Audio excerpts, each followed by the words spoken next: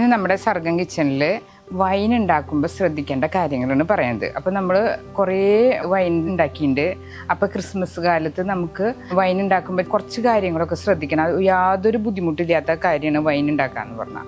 അപ്പോൾ നമുക്കൊന്ന് തലേദിവസമൊക്കെ ഒന്ന് ഒരുക്കി വെച്ച് കഴിഞ്ഞാൽ ഈസി ആയിട്ട് നമുക്ക് വൈൻ കെട്ടാൻ പറ്റും. പുറത്തുനിന്നൊന്നും വാങ്ങാണ്ട് നമുക്ക് വീട്ടിൽ തന്നെ നല്ല ഹെൽത്തി ആയിട്ടുള്ള വൈനും തയ്യാറാക്കാം. അപ്പോൾ ക്രിസ്മസിന് വൈൻ സ്പെഷ്യൽ വീഡിയോ ആണിത്.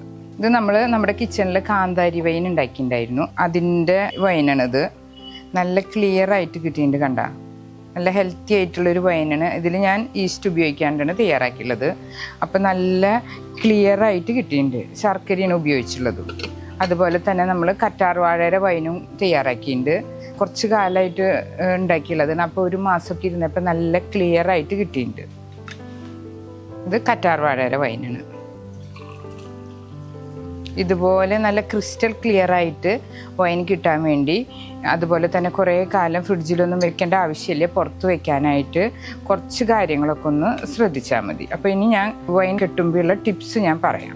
വൈൻ കുറേ കാലം കേടുകൂടാതിരിക്കാൻ വേണ്ടി നല്ലൊരു ടിപ്പിന് നമ്മൾ ഇടണ ചില്ലുകുപ്പി അല്ലെങ്കിൽ ഭരണി ചൂടുവെള്ളം കൊണ്ട് കഴുകി വെയിലത്ത് വെച്ച് ഉണക്കിയെടുക്കണ ജാറിലായിരിക്കണം നമ്മൾ വൈൻ കെട്ടേണ്ടത്.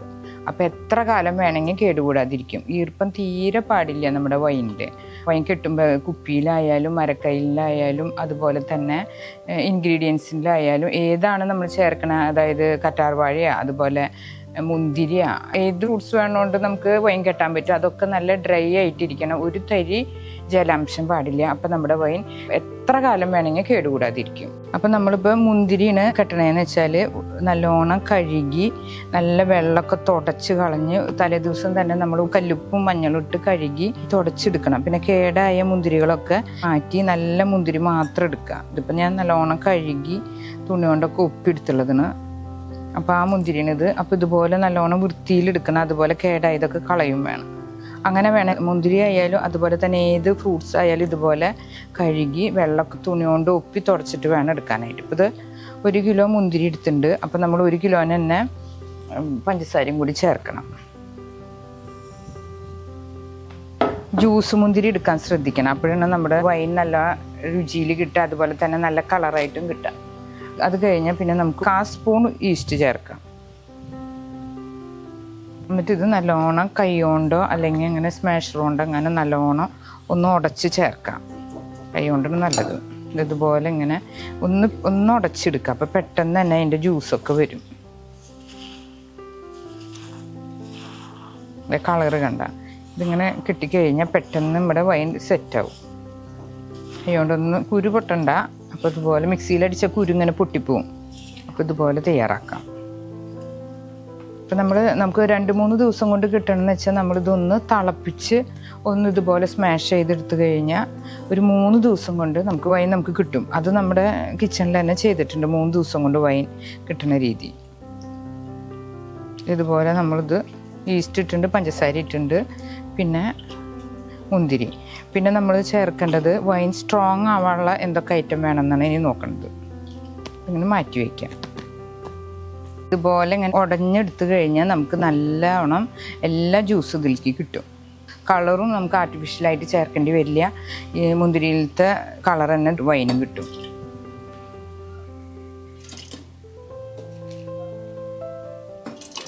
ചെറിയ കഷ്ണം കറുവാപ്പട്ട നമ്മളൊന്ന് പൊടിച്ചിട്ടുണ്ട് വൈനൊരു ടേസ്റ്റ് കിട്ടാൻ വേണ്ടിയിട്ട്. ഏലക്കായ ചതച്ചത്, പിന്നെ നമ്മുടെ ഗ്രാമ്പൂ ഇതും കൂടി ചേർക്കാൻ ചിട്ടണം. നല്ലൊരു വൈൻ ഉണ്ടായി കിട്ടുമ്പോൾ നല്ലൊരു രുചി മണം കിട്ടാൻ വേണ്ടിയിട്ടാണ് അത് ചേർക്കുന്നത്. പിന്നെ വീര്യം കൂടാൻ വേണ്ടിയിട്ട് നമ്മൾ സൂചി ഗോതമ്പാണ് ഇത് ചേർത്ത് കഴിഞ്ഞാൽ വൈൻ നല്ല വീര്യം കൂടി കിട്ടും. നല്ല സ്ട്രോങ് ആവും എന്ന് പറയില്ല. അപ്പോൾ അതുപോലെ നല്ല സ്ട്രോങ്ങും കിക്കാവാൻ വേണ്ടി നമ്മൾ സൂചി ഗോതമ്പ് ചേർക്കും. അത് വേണമെങ്കിൽ കിഴികെട്ടി ചേർക്കാം, അല്ലെങ്കിൽ ഇത് ഡയറക്റ്റായിട്ട് തന്നെ ചേർക്കാം. മുന്തിരി വൈൻ നല്ല സ്ട്രോങ് ആവാനും ബ്രാൻഡഡ് വൈനേക്കാളും നല്ല ടേസ്റ്റ് കിട്ടാനും നമ്മളൊരു ടിപ്പ് ചേർക്കുന്നുണ്ട്. നമ്മൾ ഉണക്ക മുന്തിരി വൈൻ ഉണ്ടല്ലോ, അതൊരു 1/4 കപ്പ് എടുത്ത് ഒന്ന് മിക്സിയുടെ ജാറിലിട്ട് ഒന്ന് നല്ലോണം ഒന്ന് അടിച്ചു കൊണ്ടുവരാം.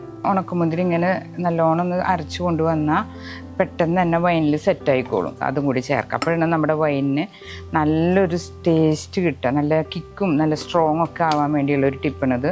ഉണക്കമുന്തിരിയും കൂടി ഒന്ന് മിക്സ് ചെയ്താൽ മതി. അതിന് ശേഷം നമ്മൾ മരക്കയിലോണ്ട് ഒന്ന് മിക്സ് ചെയ്യാം. ഇനിയും സ്ട്രോങ് കിട്ടണമെങ്കിൽ നമ്മൾ കുറച്ച് പഞ്ചസാര കരിച്ച് ചേർക്കുന്നത് നല്ലതാണ്. അപ്പോൾ വൈനിന് കളറ് കിട്ടും. പഞ്ചസാര ജസ്റ്റ് ഒന്ന് കരിച്ച് ചേർക്കാം. പിന്നെ നോർമലായിട്ട് കളർ മതി എന്ന് വെച്ചാൽ ഇങ്ങനെ മതി. അല്ലെങ്കിൽ പിന്നെ നമ്മൾ ബീട്രൂട്ട് കഷ്ണിച്ചിടുന്നതും നല്ലതാണ്. പഞ്ചസാര ഡയറക്റ്റായിട്ട് വെള്ളം ചേർക്കാണ്ട് കരിച്ച് ചേർക്കുക, എത്രയേ വേണ്ടൂ. ഇതുപോലെ നല്ല ഉണങ്ങിയ മരക്കൈയിലെടുത്തിട്ടൊന്ന് ഇളക്കി ചേർക്കാം. ഇത് നമ്മൾ തിളപ്പിച്ച് ആറി വെച്ചത് റൂം ടെമ്പറേച്ചറിൽ ആയതിന് ശേഷം നമുക്ക് ഭരണിയിലേക്ക് ഒഴിക്കാം.